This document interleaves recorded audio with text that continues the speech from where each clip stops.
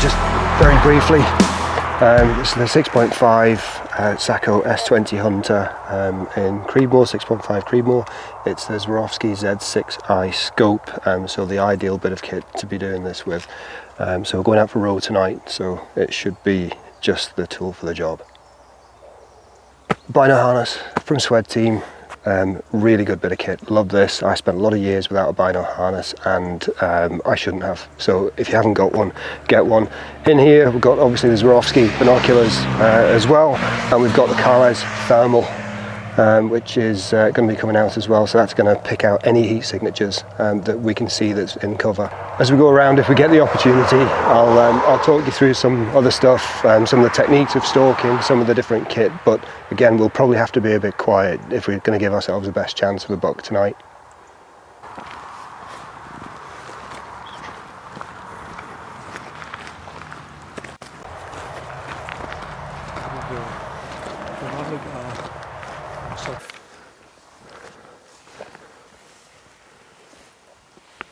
So the reason why we use thermal imaging devices to find deer is because we've got a job to do, we've got a management job to do.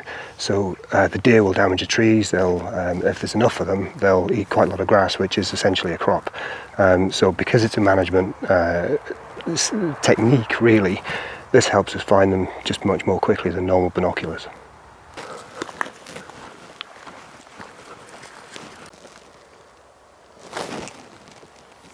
So what we're looking for at this time of year, it's the season where the males are in, or in fact in Scotland there is no closed season for male deer anymore as of last year, but we're not allowed to take female deer because they may still have dependent young. So what we're looking for is a nice buck to take out. So we've already seen a small calf, so we weren't sure whether it was male or female, so we didn't take it. So we'll carry on, we're going to backtrack and head down a forestry block just over here, and hopefully we might see a buck or two.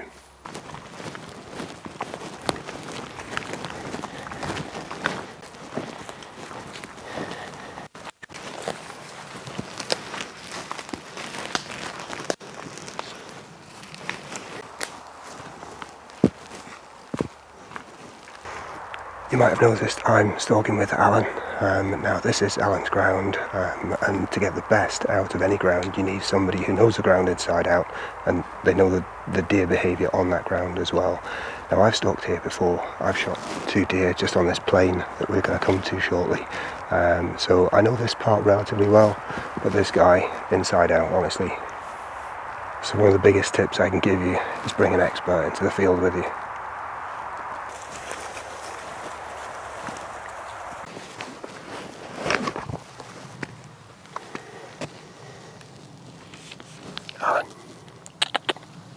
But you can see at this bit here, the deer have been bedded down, and we know this because there's flattened pieces of brushes and grasses. Now they like higher cover and they'll bed down in the middle of it, so the chances are they've been here relatively recently, sometime today, maybe last night, and by the looks of it there's probably 2 or 3 of them as well.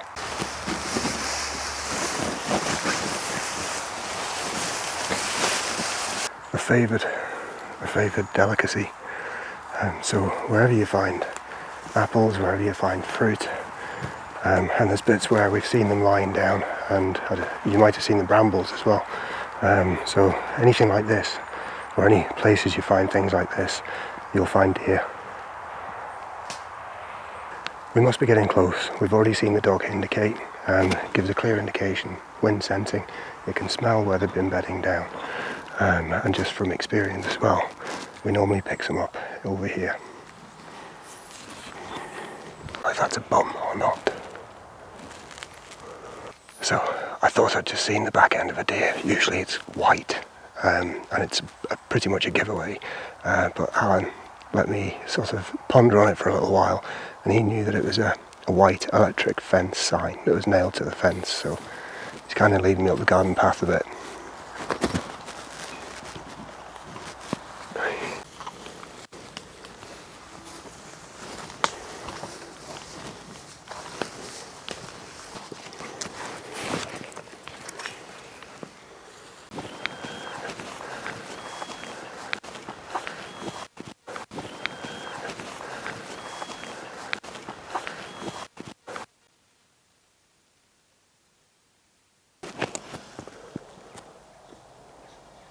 So I've just seen 2 heat spots over in the trees. We can't quite see what they are, but considering there's 2 of them, one looks a little bit bigger than the other. It's very likely that it's a doe and its kid. So we're just going to move on and we'll see if we can pick up a buck further on.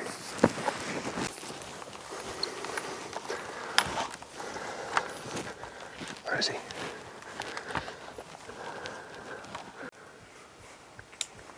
I don't see him. There he is, he's out.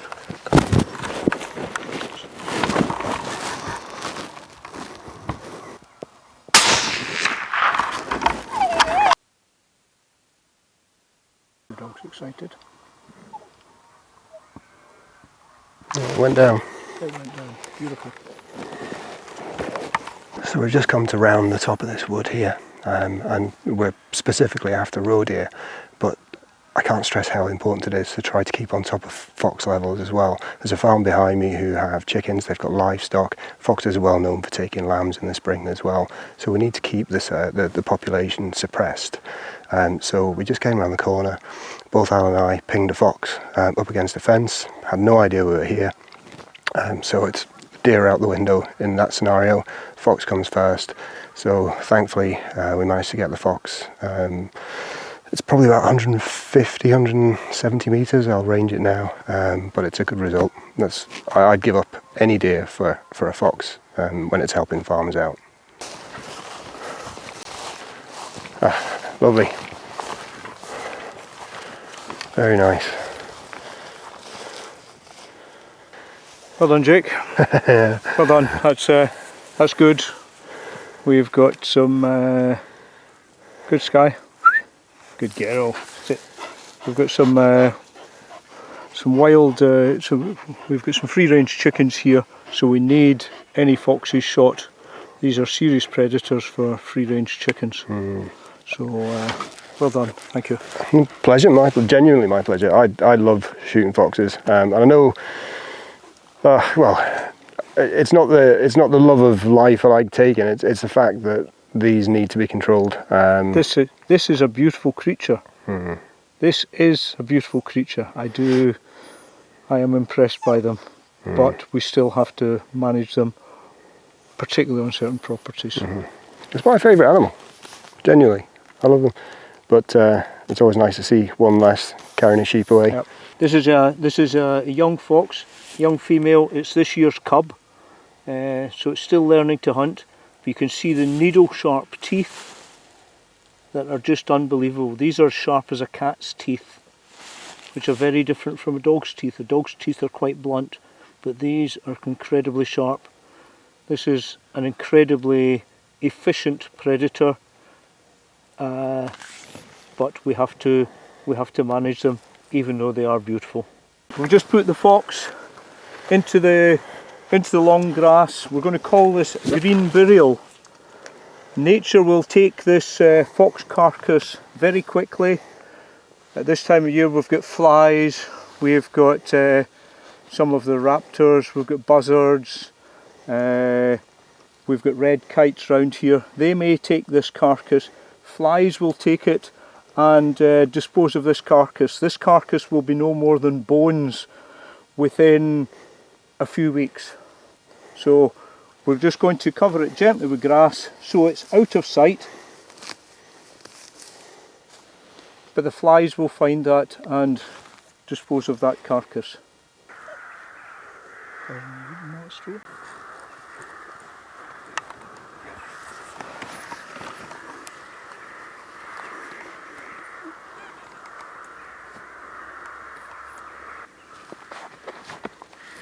So we just came down to the sort of the bottom end of the farm. We've got a loch on the bottom side here.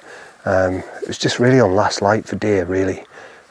So a bit of a last opportunity, but then in the long grass over here we saw a fox bounding over now. Over the trees there's the loch and there's geese, you can hear them, and it's clear that the fox is trying to get into the geese, so it really wasn't interested in us. So I had it in the sights just for a little while, but it was bouncing and disappeared into the wood. So it's probably going to have goose for its tea tonight, and thankfully not chickens. Can't win them all. Can't win them all.